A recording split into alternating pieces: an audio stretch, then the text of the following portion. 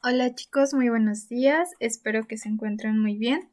El día de hoy vamos a ver los pasos para la elaboración de un plan de alimentación y que también es conocido como régimen de alimentación en algunos libros o como dieta, aunque el término está mal empleado porque recuerden que una dieta es todo lo que consumimos a lo largo del día. Entonces, a veces las personas cuando escuchan la palabra dieta se van más por lo que sería una restricción, cuando en realidad no lo es. Entonces, solamente quería realizar la aclaración. Y en las diapositivas que les dejé en la página de Facebook van a encontrar un pequeño repaso antes de iniciar con el cálculo. No me voy a detener en explicarles esta parte ya que nos llevaría mucho tiempo. Sin embargo, en la diapositiva número 8 van a encontrar que metionina se encuentra de otro color debido a que de donde descargué la imagen, que es la página de Facebook Apuntes de Nutrición, estaba mal escrito. Pero de ahí en fuera todo lo demás es correcto y esa mnemotecnia les ayudaría muchísimo para aprenderse los aminoácidos esenciales. Y bueno, ahora sí vamos a comenzar con lo que sería el cálculo. Una vez que ya hemos calculado el gasto energético total, procederemos a lo siguiente. El paso número 1 para este cálculo sería la distribución de macronutrientes, es decir, una vez que ya hemos calculado el gasto energético total a través de las fórmulas de Harris-Benedict, Mifflin, Fahms, etc., y digamos que obtuvimos 1950 kilocalorías, procederíamos a distribuir los macronutrientes.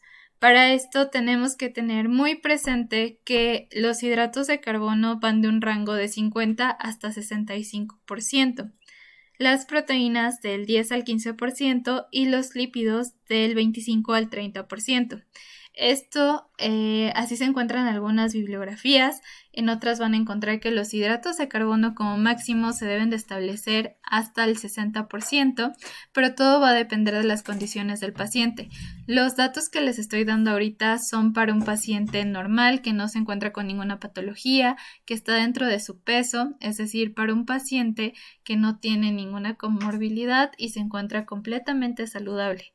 De manera muy personal, quiero hacerles saber que yo en la consulta nunca he utilizado el rango máximo de 60%. ¿Por qué? Porque los pacientes cuando se les da un plan de alimentación, las primeras veces suelen caer en un cuadro de ansiedad, es decir, se les empiezan a antojar todos los alimentos altamente calóricos, entre ellos se encuentran los hidratos de carbono. Es por esta razón que yo máximo en la consulta, de manera muy personal, se lo repito, establezco un rango de 55% como máximo para los hidratos de carbono. Otra recomendación que les puedo dar es que las proteínas no las calculen a partir del porcentaje, sino más bien de los gramos. Pero bueno, como es la primera vez que van a ver cálculo, no quiero confundirlos, lo vamos a ver de la manera tradicional, estableciendo los porcentajes de esta manera. Pero no se les vaya a olvidar que el rango normal o considerado normal para las proteínas va desde 0.6 hasta incluso 1.2 y en algunos casos se ha dado hasta 1.5 sin que comprometa la salud del paciente. Recuerden que todo esto debe de ser totalmente individualizado de acuerdo a las necesidades, objetivos, estudio socioeconómico y demás factores que influyen al realizar un plan de alimentación. Pero como les mencionaba, no me voy a detener mucho en esto porque lo que quiero es que aprendan de manera tradicional cómo hacer la distribución de macronutrientes. Para este ejemplo, nuestro paciente obtuvo un gasto energético total de 1950 kilocalorías y los hidratos de carbono se van a quedar en 60%, las proteínas en 15% y los lípidos en 25%. ¿Recuerdan este cuadro de dietosintético? Aquí es donde van a colocar todas esas cantidades. En la fila, en la columna de porcentajes, van a poner 60, 15, 25, que coincide con la anterior diapositiva. Y en este en este recuadro van a colocar el total de kilocalorías, es decir, el gasto energético total. ¿Cuál sería entonces nuestro siguiente paso?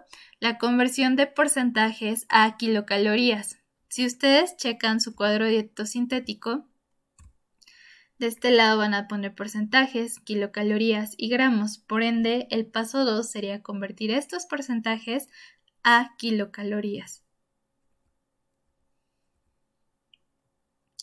¿Cómo los van a convertir? Aquí les puse un ejemplo. Vamos a comenzar con los hidratos de carbono.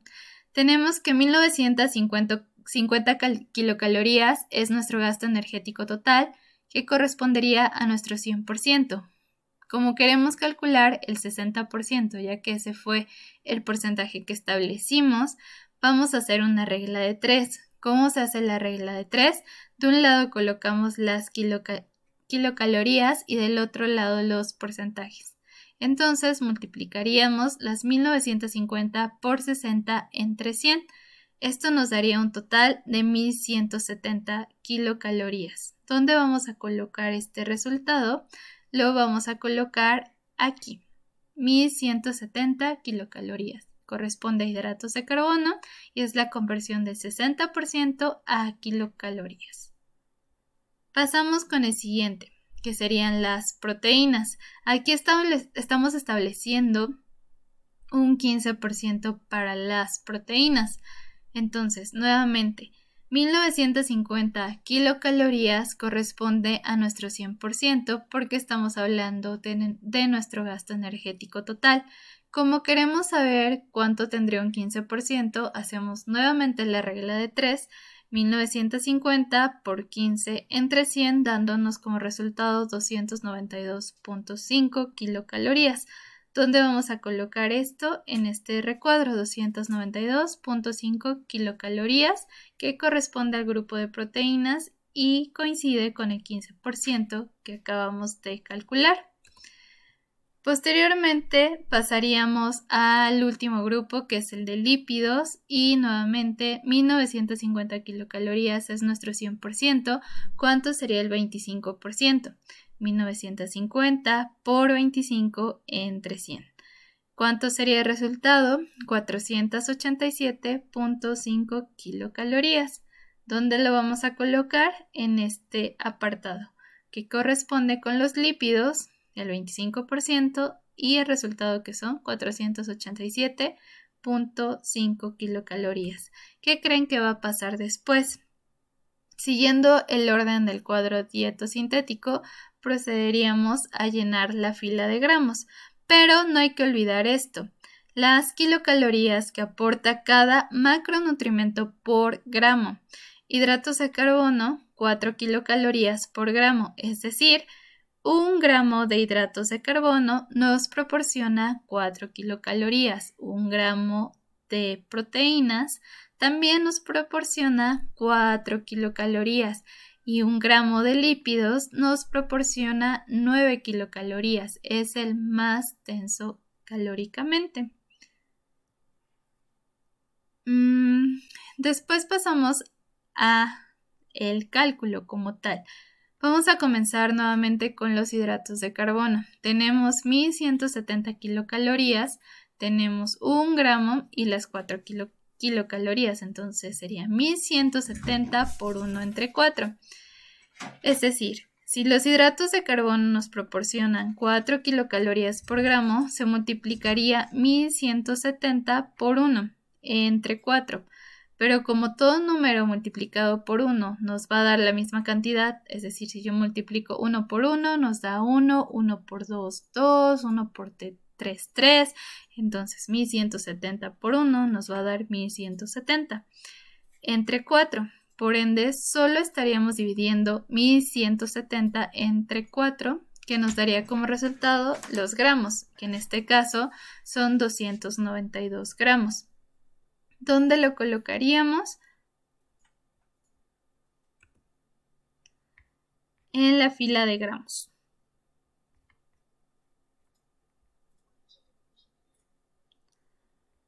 Entonces serían 292 gramos de hidratos de carbono, que sería la conversión de 1170 kilocalorías.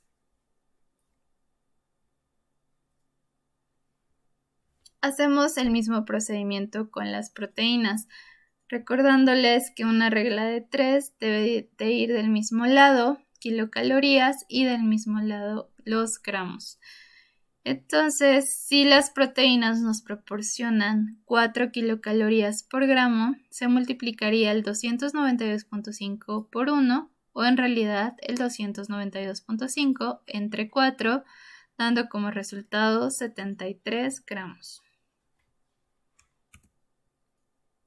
Aquí estaríamos colocando los gramos que corresponden a las proteínas derivado de la conversión de estas 292.5 entre 4, dándonos 73 gramos. Y por último terminaríamos con los lípidos. Los lípidos, recuerden que nos proporcionan 9 kilocalorías por gramo, casi más del doble de lo que nos aportan las proteínas y los lípidos. Entonces se multiplicaría el 487.5 por 1 entre 9, nos daría 54 gramos. Esto se va a colocar en este recuadro que correspondería con los lípidos, 487.5, y nos da los 54 gramos. Así que, a manera de resumen, para convertir las kilocalorías a gramos estaríamos haciendo de una manera muchísimo más sencilla lo siguiente: 1170 entre 4, 292 entre 4 y 487 entre 9. Como la regla de 3 nos indica que lo tenemos que multiplicar por 1, pues no tendría caso y perderíamos tiempo. Entonces, la recomendación es que si ya saben y ya se aprendieron que los hidratos de carbono nos aportan 4 kilocalorías por gramo, las proteínas 4 kilocalorías por gramo y los lípidos 9 kilocalorías por gramo, ya sabríamos que el total de kilocalorías obtenidas por cada macronutrimento lo tendríamos que dividir entre estas cantidades y nos daría el resultado de esta fila. Esa sería una forma más sencilla y más simplificada para que puedan realizar su cuadro dietosintético. Entonces, ¿cuál sería el siguiente paso? La conversión de gramos a equivalentes. Una vez que ya tenemos completo nuestro cuadro dietosintético, vamos a convertir las cantidades que ya tenemos en gramos, únicamente vamos a ocupar la parte de gramos, de cada macronutrimento a los equivalentes del Sistema Mexicano de Alimentos Equivalentes.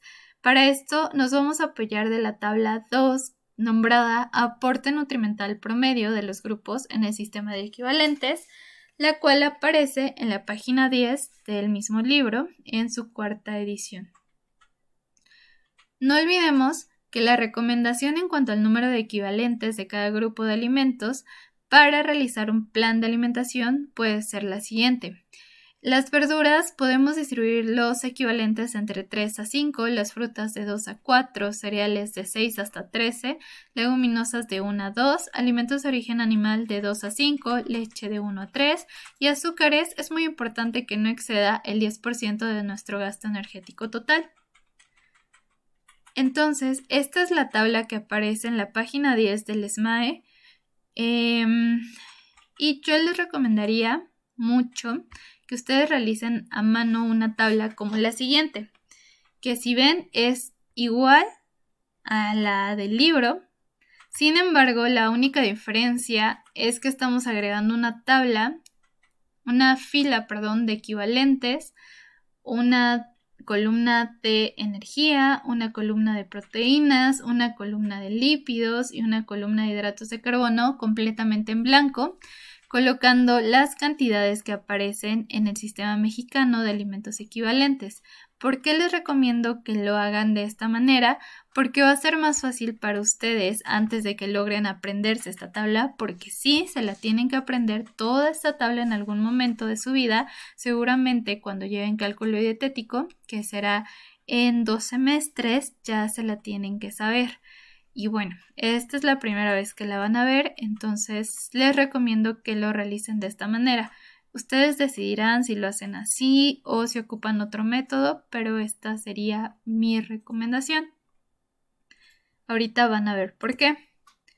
Lo primero que comenzaríamos a hacer es distribuir los equivalentes. No olviden las recomendaciones. Las verduras de 2 a 4, frutas de 2 a 5, etc. Entonces colocaríamos aquí en esta columna los equivalentes de esta manera.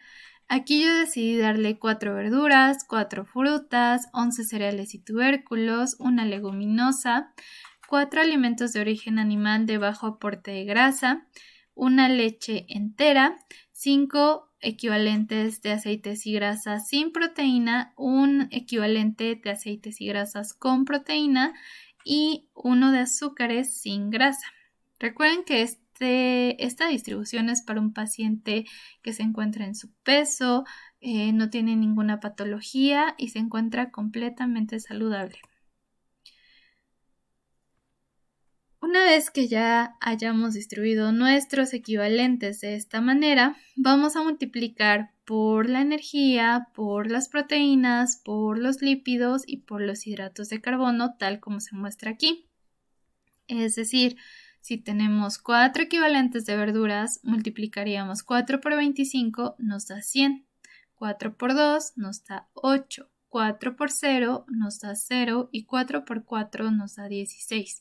Entonces, por eso mi recomendación de que añadieran una columna en blanco en lo que se aprenden estos números para que les sea más fácil colocar cuánto es lo que están calculando de cada macronutrimento, ya que si tienen de cada grupo también, del sistema de equivalentes, ya que si tienen que estar borrando, ya nada más borrarían esta fila de aquí y ya no tendrían que borrar absolutamente toda la tabla. Suele pasar que por los nervios o porque se empiezan a bloquear, se les olvidan las tablas de multiplicar. Por favor, repásenlas. 1 por 1 nos da 1. Y a veces pasa que ustedes me llegan a poner en los exámenes 1 por 1 me da 2, como si estuvieran sumando.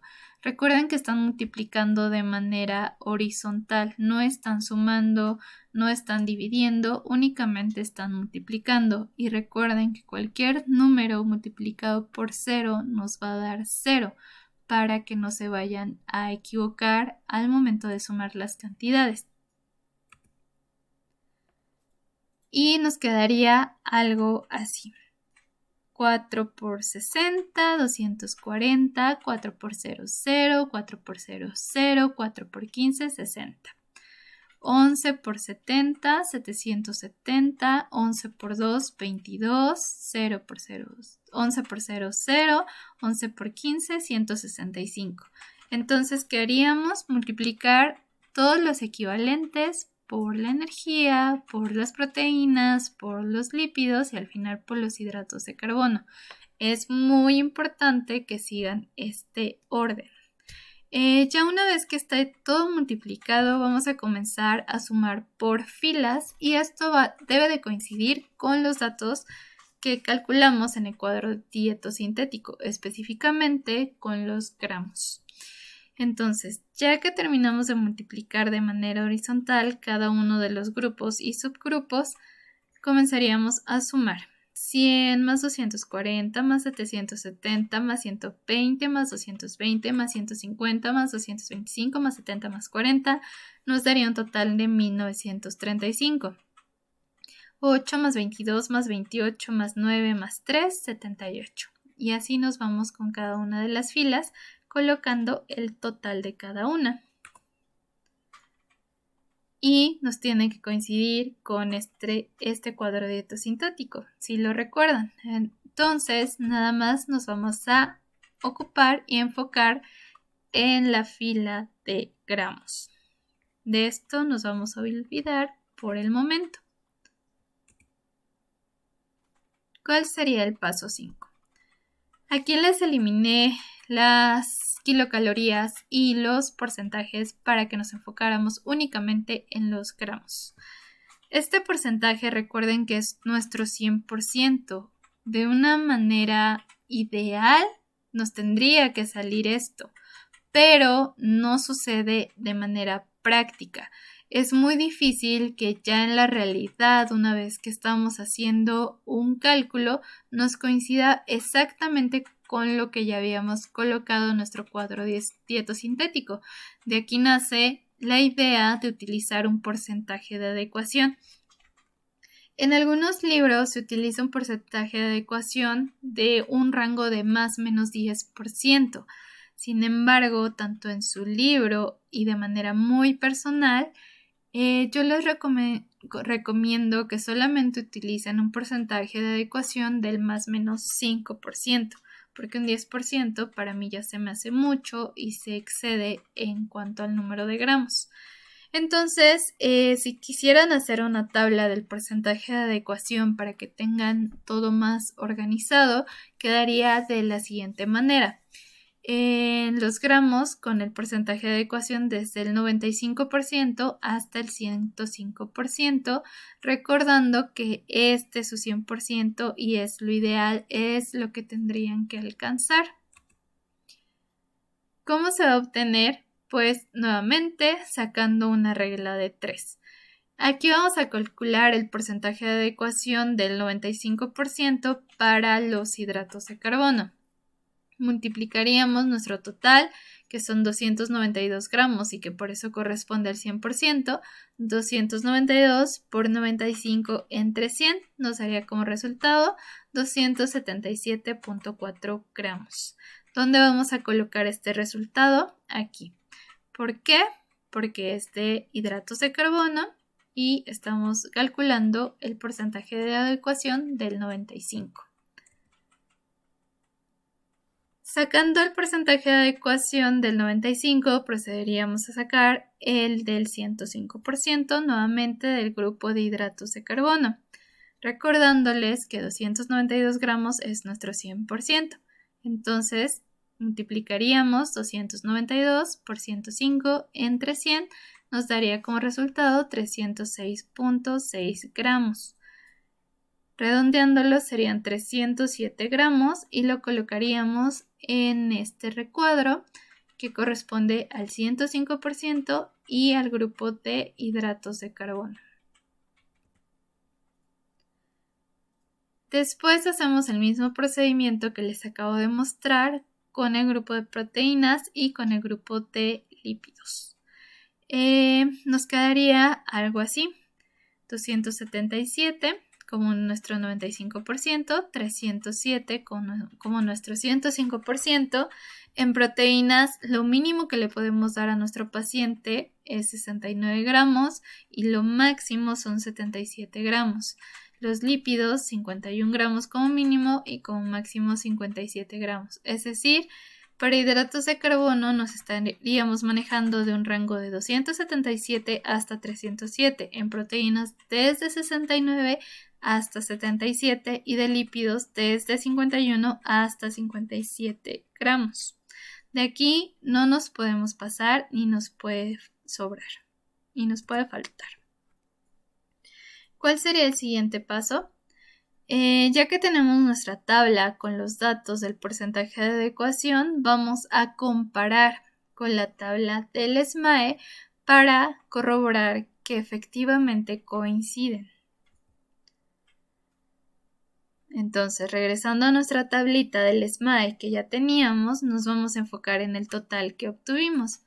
Les hago la pregunta: ¿coincide el total sumado de proteínas, lípidos e hidratos de carbono con los datos de nuestro cuadro dietosintético? Entonces comenzamos a comparar. Les añadí una fila donde están los gramos obtenidos, que son los que corresponden con esta tablita: verde, rosa y amarillo. Amarillo, verde, rosa. Entonces aquí tendríamos los gramos obtenidos de esta tablita con nuestros rangos que ya calculamos previamente. Si ven, los hidratos de carbono tiene 286, las proteínas 78 y los lípidos 51. ¿Qué está pasando? Que las proteínas no coinciden. Nuestro máximo son 77 gramos y ya nos pasamos por 1 gramo. Sí, aunque nos hayamos pasado por 1 gramo, tenemos que volver a hacer el cálculo para que nos quede exacto y no se exceda ni nos falte, así sea 1 gramo. ¿Por qué? A lo mejor ahorita, como estamos haciendo un cálculo para un paciente normal, no hay ningún problema. Sin embargo, para pacientes que tienen, por ejemplo, insuficiencia renal y no tienen ningún tratamiento de diálisis, hemodiálisis, etcétera, sí es muy importante cada gramo de proteína. Sobre todo con las proteínas hay que tener mucho cuidado. Así que nuestro siguiente paso sería, como no coincide, ajustaremos los equivalentes hasta que nos cuadre, hasta que todo nos quede en concordancia con nuestro cuadro dietosintético. ¿Qué nos hace falta? Vamos a quitar 1 gramo en el grupo de proteínas. Así que en la tabla del SMAE tenemos que buscar qué subgrupo nos aporta menos cantidad de proteína y no afecta mucho al grupo de lípidos e hidratos de carbono. En este caso, el que menos afecta sería el grupo de aceites y grasas, subgrupo B, que sería aceites y grasas con proteína. Entonces, aquí tenemos la tabla.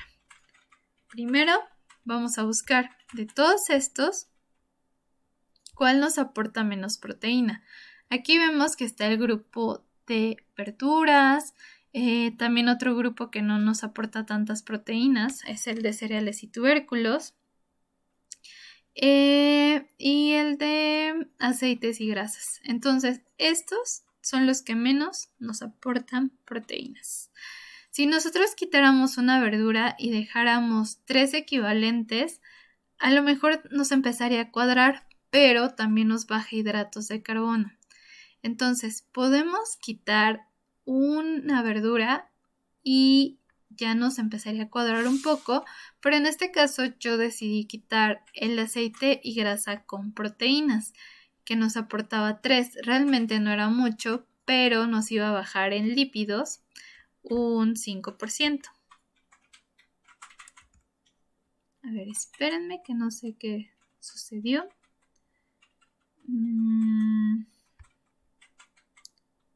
Listo. Bueno, les decía que en este caso yo decidí quitarle un aceite y grasa con proteína. ¿Por qué? Porque es el que menos afecta. Entonces nos estaría quedando así. Aceites y grasas con proteína 0, 0, 0, 0, porque recuerden que cualquier número multiplicado por 0 nos da 0. ¿Coincide el total sumado de proteínas, lípidos e hidratos de carbono con los datos de nuestro cuadro dietosintético? No, todavía no nos coincide. ¿Por qué? Porque al quitar el equivalente de aceites y grasas con proteína, también disminuyó la cantidad de lípidos, quedando en 46 gramos. Y si recuerdan, el rango mínimo para lípidos es de 51. Entonces, ¿qué haríamos? Tendríamos que buscar un grupo o un subgrupo que nos aporte como mínimo 5 gramos que eliminamos de los lípidos. Este grupo sería el de aceites y grasas sin proteína. Recuerden que quitamos aceites y grasas con proteína.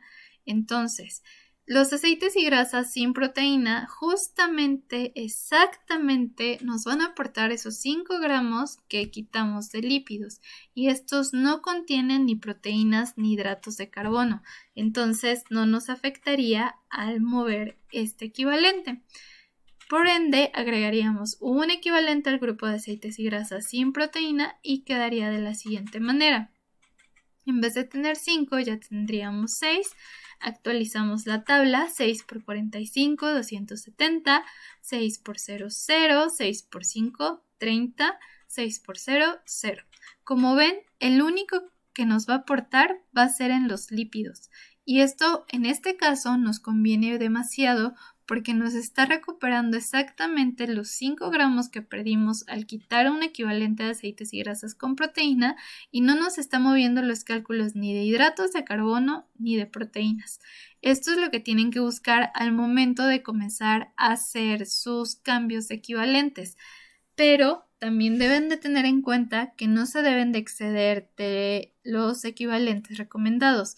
Por ejemplo, a lo mejor ustedes les quedaría muy bien su cálculo si le dan 8 frutas, le dan 20 cereales, le dan 5 leguminosas, pero ¿qué va a pasar? Las frutas van a ser excesivas.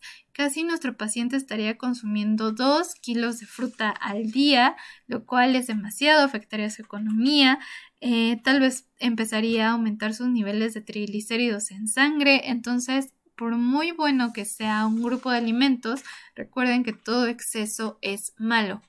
Las leguminosas, si ustedes le dan más de 2 leguminosas al día, recuerden que aquí se encuentran frijoles, garbanzos, lentejas, pueden ocasionar que su paciente empiece a tener distensión abdominal, que empiece a presentar meteorismo. Entonces, eso no va a ser del todo bueno para nuestro paciente porque sería demasiada fibra. Entonces, recuerden que a algunas personas no les caen bien los frijoles, no les caen bien los garbanzos, las lentejas, porque se sienten distendidos, a lo que comúnmente se le denomina como inflamación. Entonces, esto no sería para nada bueno. Tampoco sería bueno que ustedes le pusieran una leche descremada, una semidescremada, una entera y una con azúcar. ¿Por qué? Porque si ustedes analizan en su casa, no toman un vaso de leche con chocolate, por ejemplo, después se toman un vaso de leche descremada y después un vaso de leche de entera. No, esto no sucede. En nuestra casa solamente tenemos un tipo de leche y es la que todos tomamos, a menos de que alguien tenga intolerancia a la lactosa y esta persona tenga que consumir leche lactosada, pero de ahí en fuera no solemos comprar tantas leches y eso es algo en lo que también debemos de pensar al momento de estar distribuyendo nuestros equivalentes. Por ejemplo, si ustedes no le ponen ningún aceite y grasa, ¿con qué va a cocinar nuestro paciente? A lo mejor si se iba a realizar un huevo, no le va a poner nada de aceite y si su sartén no es de teflón, se le va a pegar el huevo, que ahí van las recomendaciones, pero es un cambio poco a poco. Además, si le estamos aumentando el número de aceites y grasas, recuerden que hay grasas más saludables. Por ejemplo, en este grupo, a diferencia de las de proteína, encontraríamos todos los aceites y la recomendación sería que hiciéramos más hincapié en las grasas saludables como el aguacate.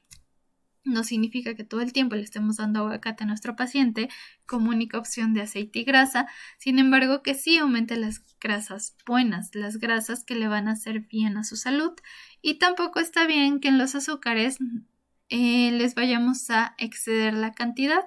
Por ejemplo, si ustedes aquí me colocan que le van a dar 5 azúcares sin grasa y 3 con grasa para que le alcance para que se coma un chocolatito, nos estaríamos excediendo de nuestro 10% recomendado como máximo, tomando en cuenta nuestro gasto energético total. Entonces, deben de tener en consideración todos estos cambios para que vayan realizando su distribución de equivalentes de manera correcta. Y bueno, nuevamente volvemos a comparar hidratos de carbono, proteínas y lípidos y vemos que ahora sí coincide. Ya está el 75 dentro del rango entre 69 y 77. Por esta razón y por todo lo que les acabo de explicar, es muy importante que siempre traigan su calculadora. De otra manera, puede ser que cometan errores, que tarden más en realizar los cálculos y de manera normal, ya en la práctica, todo esto lo deben de hacer junto con el menú en no más de 10 minutos. Incluso en algunos hospitales les dan como máximo 5 minutos para que coincida todo su cálculo y para que tengan ya listo el menú. Entonces tienen que ser sumamente rápidos. Ojalá y pudieran pasar todos estos datos a una tabla en Excel y una vez que metan los datos les empieza a arrojar las cantidades exactas. Pero imagínense, si ustedes no tienen laptop, comienzan a ir a prácticas de campos clínicos y en el hospital tampoco cuentan con computadora, todo esto lo van a tener que hacer a mano y tienen que volverse muy hábiles para calcular correctamente el número de equivalentes y calcularlo de tal manera que coincida con su cuadro dietosintético, que es lo que más nos va a quitar tiempo, por así decirlo. Cuando ustedes comiencen a llevar dietocálculo, que va a ser a partir del cuarto semestre, me parece, si no me equivoco, suele pasar esto. Están haciendo su examen, ya no tienen tiempo, a lo mejor su calculadora está mal configurada, está en radianes, los resultados no les salen, entonces deben de tener mucho cuidado de que siempre tenga batería, de que esté bien configurada, concentrarse totalmente. Ahorita, pues por la situación, no se ven en la necesidad de estar realizando tantos cálculos, de estar bajo presión, pero cuando lleguen a cálculo dietético van a ver que tienen que hacer el cálculo y el menú máximo en 30 minutos y eso ya es muchísimo lo que se les está dando. Bueno, ya después de esto, ¿qué haríamos? La distribución en tiempos de comida, desayuno, comida, cena, colaciones y posteriormente pasaríamos al menú. Pero bueno, eso lo veríamos la siguiente semana.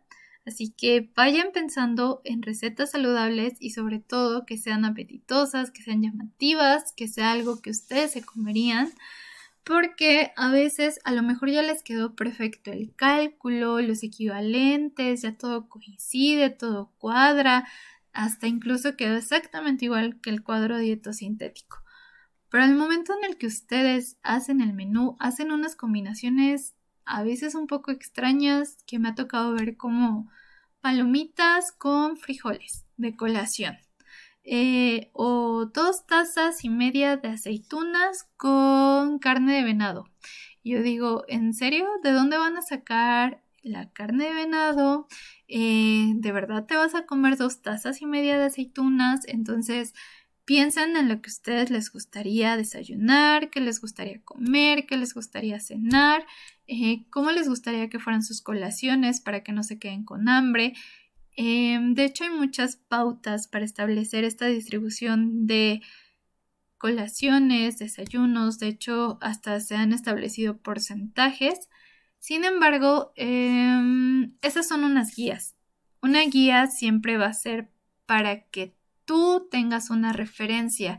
Sin embargo, no quiere decir que tengas que hacer las cosas tal cual. Claro, cuando empiezan a llevar cálculo dietético, les tiene que salir tal cual y se tienen que acostumbrar a ese método para que lo conozcan. Sin embargo, ya de manera muy personal, yo no suelo apegarme tanto a estas guías. ¿Por qué? Porque cada paciente tiene diferentes necesidades. Por ejemplo, aunque la norma te dicte que se tengan que hacer 5 comidas al día, si mi paciente se estresa, le genera mucha ansiedad que tenga que estar cocinando tantas veces al día y prefiere comer en 3, yo le voy a dejar las 3 y le voy a quitar las colaciones. ¿Por qué? Porque a lo mejor mi paciente no tiene tiempo, a lo mejor mi paciente se levanta a las 5 de la mañana y se duerme a las 8 de la noche y yo no le voy a estar diciendo, ¿sabe qué? Se va a tener que dormir a las 10 de la noche porque su última comida tiene que ser a esa hora porque la guía nos dicta esto y esto y aquello. No, nosotros nos tenemos que adecuar a las necesidades de nuestro paciente para que logre cumplir con sus objetivos. Pero bueno, esto se los estoy diciendo y compartiendo de manera muy personal porque de acuerdo a los estudios que han salido recientemente, se ha establecido que no importa el número de comidas que realices al día, esto no va a acelerar tu metabolismo para nada, eso es un mito. Entonces, aquí lo importante es que si quieres mantenerte en tu peso, si es que tienes tu peso adecuado, que mantengas las kilocalorías que necesitas de acuerdo a tu peso, a tu sexo, a tu edad y a todos los demás factores que se consideran al momento de calcular las kilocalorías. Entonces, digamos, si tú necesitas 1900 kilocalorías al día, pues esas son las que vas a consumir a lo largo de todo tu día, aunque sean en 3 comidas. Incluso por eso es tan famoso el ayuno intermitente. Solamente te dan cierto periodo para consumir la cantidad de kilocalorías y solamente tienes esas horas para consumirlo. Todo el demás tiempo te quedas en ayuno, pero nunca dice que vas a quitar 1000 kilocalorías de lo que necesitas o que vas a agregar, no, para nada. Por esta razón, lo importante es el balance energético, que no sea ni positivo ni negativo. En caso de que te quieras mantener, si tienes sobrepeso o tienes obesidad, ya lo verán más adelante, existen ciertas pautas para la restricción de kilocalorías. Entonces, si ustedes, por ejemplo, requerirían 1900 y les quitas 500 kilocalorías, te quedarías con 1400 kilocalorías al día y eso sería lo que tendrías que consumir para comenzar a tener un balance energético negativo, para que empieces a perder peso, para que empieces a bajar tu porcentaje de masa grasa, que en realidad también quiero hacer una aclaración aquí. A lo mejor los pacientes, cuando están haciendo su plan de alimentación, no van a perder peso. A lo mejor y se quedan igual, pero aquí lo importante es evaluar si están perdiendo masa grasa y están ganando masa muscular. ¿Cómo lo van a saber? Y también lo van a ver más adelante en antropometría. La antropometría nos va a ayudar a ver a través de los pliegues, las medidas de circunferencias, si nuestro paciente efectivamente está perdiendo grasa y no está perdiendo músculo. A veces nuestros pacientes se desaniman cuando van a consulta y nos dicen, pues yo pesaba 82 y sigo en 82, pero mi ropa ya me está quedando más flojita, ya me cierran las camisas, ya no me sofoco. Entonces es ahí donde ustedes tienen que hacer hincapié. Sí, mire, a lo mejor su peso no se está bajando porque cuando pierde grasa está recuperando músculo, pero está perdiendo tantos kilos de grasa, está ganando tantos kilos de músculo y es por eso que su peso se queda igual. Entonces aquí no nos vamos a centrar en el peso, sino más bien nos vamos a centrar en la pérdida de masa grasa. Pero como les digo, todo esto lo van a ver más adelante en las siguientes asignaturas, pero sí quiero hacer hincapié porque a veces nos solemos confundir.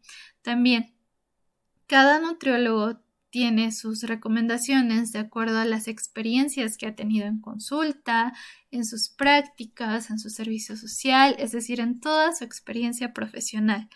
Entonces puede que yo les diga una cosa, puede que otro maestro les dé otras recomendaciones, que hayan leído un libro con otras recomendaciones, que el último artículo que salió tenga otras recomendaciones y por eso es muy importante estar actualizados.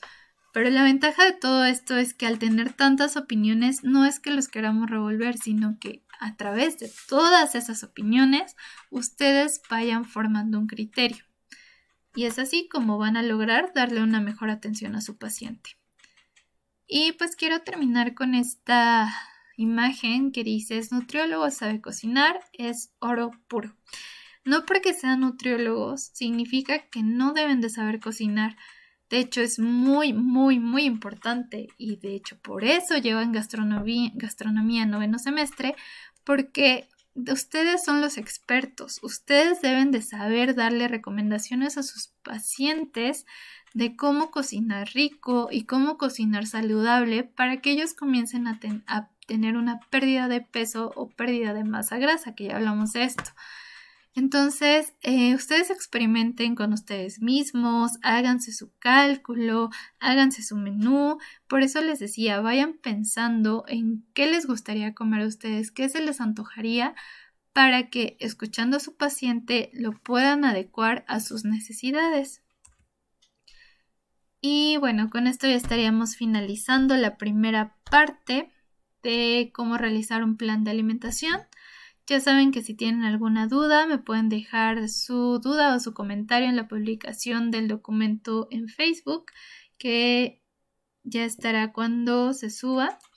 Y pues quedo a sus órdenes, quedo al pendiente. Que sigan teniendo un excelente día y espero que haya quedado un poquito más claro. Gracias.